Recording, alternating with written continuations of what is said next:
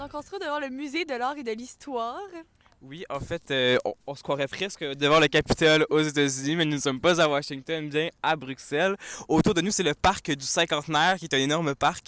Si on se tourne un peu vers là, on voit ce qui a l'air d'être des filets de volleyball en arbre, mais ça, l'été, il paraît que c'est beau. Donc, on est venu dans la bonne saison.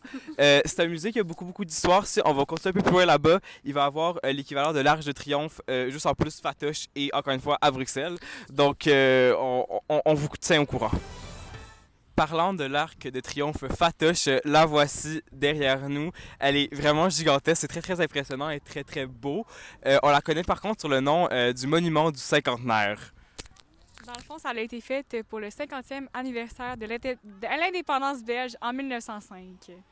C'était sous l'initiative de Léopold II, qui est un roi qui est très connu en Belgique, qui est très controversé à l'époque, notamment parce que c'est lui qui a été un des, en fait, qui a poussé le colonialisme très loin. Donc, petit retour sur le colonialisme belge.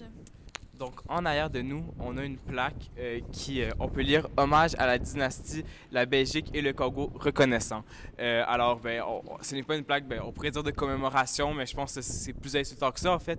Ce qui est arrivé, c'est que la Belgique a colonisé le Congo, a forcé le travail et il y a eu des massacres qui ont été effacés pendant extrêmement longtemps de l'histoire. Et c'est ressorti, en fait, post-Deuxième Guerre mondiale, toutes les atrocités qui sont passées là-bas.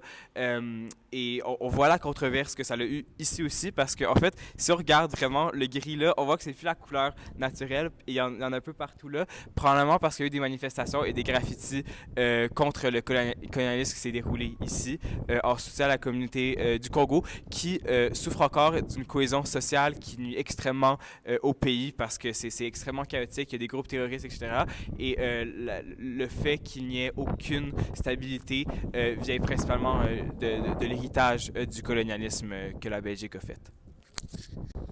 Donc, ici, on peut voir Léopold II avec sa grande barbe. Donc, c'était vraiment le roi qui a fait en sorte de convaincre les autres pays durant la conférence de Berlin en 1885 pour que le Congo, en fait, devienne sa colonie privée. Donc, ça a vraiment créé des problèmes parce qu'après ça, il exploitait les ressources naturelles vraiment à son compte, donc même pas au compte de son pays.